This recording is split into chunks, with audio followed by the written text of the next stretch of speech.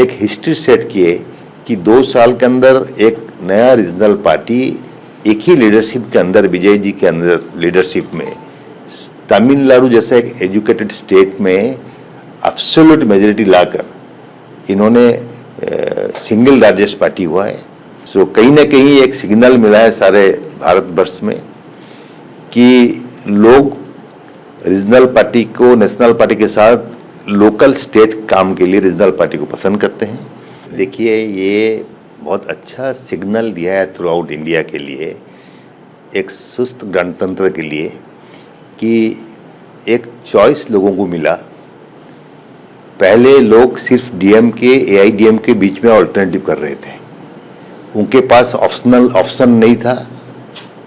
और ये दोनों पार्टी तमिलनाडु में जिस तरह फंक्शन कर रहे थे, लोग इससे उब गए थे। जब टीवी के पार्टी नया यंग लीडरशिप आया, 2 साल के अंदर आप देखिए तमिलनाडु में हर बेस पे जाके उन लोग पहुंचने का कोशिश किए। यूथ जनरली उनके साथ रहा। डेवलपमेंट माइंड लेके ये पार्टी आया है और इस पार्टी ने ना ये कम्युनलिज्म किया है, ना किसी जात पात का वोट लेने के लिए कोशिश किया है। सबको साथ लेके जाने के लिए जो कोशिश था इनका, इसमें कामयाबी मिला इनको। और एक हिस्ट्री सेट किए कि 2 साल के अंदर एक नया रीजनल पार्टी एक ही लीडरशिप के अंदर, विजय जी के अंदर लीडरशिप में, तमिलनाडु जैसा एक एजुकेटेड स्टेट में एब्सोल्यूट मेजॉरिटी लाकर इन्होंने सिंगल लार्जेस्ट पार्टी हुआ है। और बाद में अब चल के देखिए वहाँ पे कि कांग्रेस जो एक 100 साल पुराना पार्टी है, तमिलनाडु में उसके 5 एमएलए जीते हुए हैं। अब वो भी डुबकी मारना चाहता है टीबीके के साथ। इसका मतलब कहाँ ना कहाँ यहाँ पे एक बात आती है सामने कि जो नेशनल पार्टी है, अभी रीजनल पार्टी के ऊपर इतनी डिपेंडेंसी हो गया उनका कि अगर पार्टी के उनके हाईकमांड अगर नहीं अलायंस किए तो पार्टी बिल्कुल डिजर्व होके 5 के 5 एमएलए चले जाएंगे, जो आप आम आदमी पार्टी में राज्यसभा में घटा। सो कहीं ना कहीं एक सिग्नल मिला है सारे भारतवर्ष में कि लोग रीजनल पार्टी को नेशनल पार्टी के साथ लोकल स्टेट काम के लिए रीजनल पार्टी को पसंद करते हैं और इसको मजबूती से आगे बढ़ाना है। उड़ीसा कंटेस्ट में मैं ये बोलना चाहता हूँ आपको कि यहाँ पे तो कांग्रेस की हालत बिल्कुल बुरी है। अब बीजू जनता दल और भारतीय जनता पार्टी दोनों मिलकर 9 साल शासन किए। बाद में बीजू जनता दल शासन में रहा और मेन अपोजिशन था भारतीय जनता पार्टी। अब लोग जब 26 साल का बीजू जनता दल को हटाना चाहे तो यहाँ इनके पास ऑप्शन नहीं था, इसलिए भारतीय जनता पार्टी सरकार में आया है।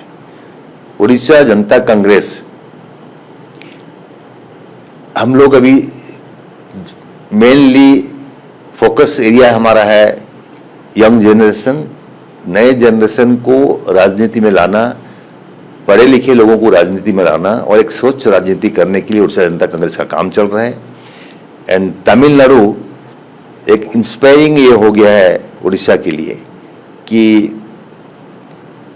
आपको बाई पार्टी सिस्टम से हटकर सुस्त गणतंत्र के लिए 3, 4, 5 रीजनल पार्टी होना चाहिए। वहाँ पे मल्टीपल चॉइस अगर होगा तो शासन यहाँ पे ठीक चलेगा।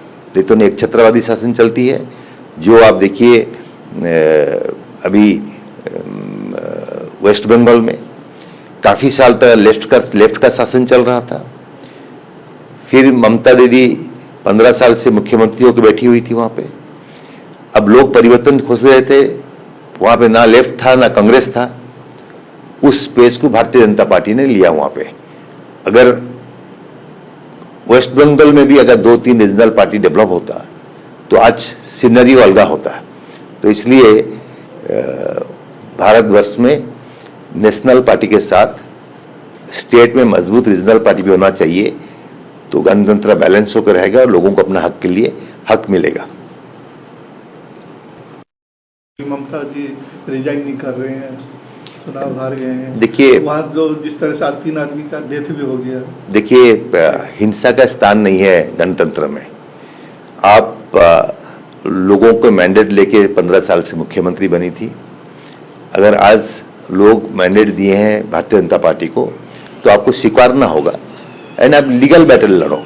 बट आई डोंट थिंक कि खुद भी हारने के बाद और रेजिग्नेशन नहीं दूंगी मैं और उसमें फिर आपका जो कॉन्स्टिट्यूशन है उसके ऊपर हमला होगा, फिर राष्ट्रपति का इंटरफेरेंस होगी, फिर उनको निकाला जाएगा। ये हाई ड्रामा हो रहा है, ये इसका जरूरत नहीं है। आपको मैंडेट नहीं मिला है सो आपको रिजाइन करना चाहिए, फिर जिसको मैंडेट मिल रहा है उसको सरकार के लिए इन्वाइट करना चाहिए। उनका कहना है कि ये तो हमारा तरीका है प्रोटेस्ट करने का इलेक्शन कमिश्नर के अगेंस्ट में। देखिए, प्रोटेस्ट करने का इलेक्शन कमीशन, इलेक्शन ये एक अलग बात होती है, कॉन्स्टिट्यूशन एक अलग बात होती है। संविधान हमको जो सिखाया है, जो राइट्स दिया है, उस मुताबिक अगर एक इलेक्शन हुआ और रिजल्ट निकला और रिजल्ट को हम लोग एक्सेप्ट कर रहे हैं तो उसको सम्मान देना चाहिए। सबको सम्मान दे के लड़ाई करने से अच्छा रहेगा। तो अभी क्या स्थिति होगा, राष्ट्रपति शासन होगा वहाँ पर? नहीं, देखिए, उनकी जो ड्यूरेशन है वो ड्यूरेशन खत्म होने के बाद ऑटोमेटिकली असेंबली भंग हो जाएगी। तो फिर जो जीते हैं उनको इनवाइट करेंगे या फिर राष्ट्रपति चाहेंगे तो गवर्नर के थ्रू से उसका फिर उनको डिजॉल्व करके नया जो जीते हैं उनको इनविटेशन जाएगा, उन लोग आके सरकार बनाएंगे। ये सिस्टम है, सिस्टम के खिलाफ है। आप बोलेंगे हम रिजाइन करेंगे नहीं या फिर सिस्टम के खिलाफ जाएंगे तो एक्सेप्टेबल नहीं है ये। आप बताइए, आज जो आप लोग प्रोटेस्ट कर रहे थे क्या डिमांड? देखिए, उड़ीसा में अभी लॉ एंड ऑर्डर का जो हालत हो रहा है, ये सरकार बिल्कुल अपनी जो अपना अपना खुद का प्रशंसा करने में लगे हुए हैं और हर रोज कहीं ना कहीं मर्डर हो रहा है, कहीं बच्चियां निखोज हो रही हैं, कहीं पे नारी को बलात्कार किया जा रहा है। अब जो कड़ास में एक घटना घटी कि एक आदमी को मारने के बाद उसके ऊपर मोटरसाइकिल चला रहा है, तो ये कहीं ना कहीं बिहार यूपी का जो क्राइम का जो था उस ढंग से उड़ीसा में क्राइम आने लगा है। सरकार निष्क्रिय है, जो मंत्री विधायक हैं उनके छत्रछाया के नीचे रह के ये सब गुंडागर्दी चल रहा है। आप देखिए, बालू माफिया जो इस तरह का गवर्नमेंट ऑफिसर्स के ऊपर अटैक कर रहे हैं, गाड़ी चला दे रहे हैं, कहीं ना कहीं बिल्कुल पुलिस एंड गवर्नमेंट निष्क्रिय है, इसके ऊपर कोई एक्शन नहीं ले रहा है। लोगों के मन से डर निकल चुका है। तो आज हम लोग प्रोटेस्ट किए थे कि सरकार तुरंत इसके ऊपर कार्यानुष्ठान करे। पुलिस डीजी हाथ पे हाथ डाल के बैठ जाने से यहाँ पे लॉ एंड ऑर्डर खराब हो रहा है। खुद मुख्यमंत्री स्वीकार किए हैं विधानसभा के अंदर कि क्राइम रेट बढ़ा हुआ है। साल के शुरुआत में भुवनेश्वर जैसे कैपिटल में अगर 5-5 मर्डर केस हो रहा है, लोग मर रहे हैं, तो कहीं ना कहीं ये एक वार्ता दे रहा है कि उड़ीसा अभी शांतिपूर्ण राज्य नहीं है। ये थोड़ा बहुत बिहार यूपी का जो ढांचा है क्राइम का, ये उड़ीसा में लग रहा है। तो कहीं ना कहीं लग रहा है कि सरकार बदलने के बाद भारतीय जनता पार्टी सरकार छूट दे दी है क्रिमिनल्स को अपना काम करने के लिए और लोग शांति में रह नहीं पा रहे हैं। आप लोग का इसके खिलाफ? देखिए, ये तो आज हम लोग प्रोटेस्ट किए थे। आज चीफ सेक्रेटरी के पास एक डेलीगेशन जाके मीट किया है।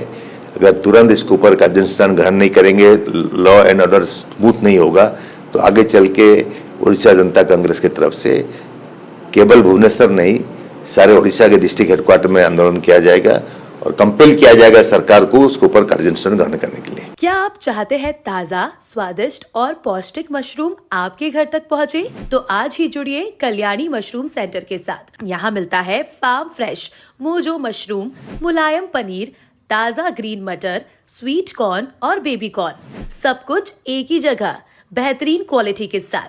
हम देते हैं होलसेल और रिटेल दोनों सुविधाएं। आज ही डिस्ट्रीब्यूटरशिप लेने के लिए कॉल करें 9337096782 या 9040091506। कल्याणी मशरूम सेंटर, ओडिशा का भरोसेमंद नाम, मोजो मशरूम और डेयरी प्रोडक्ट्स में।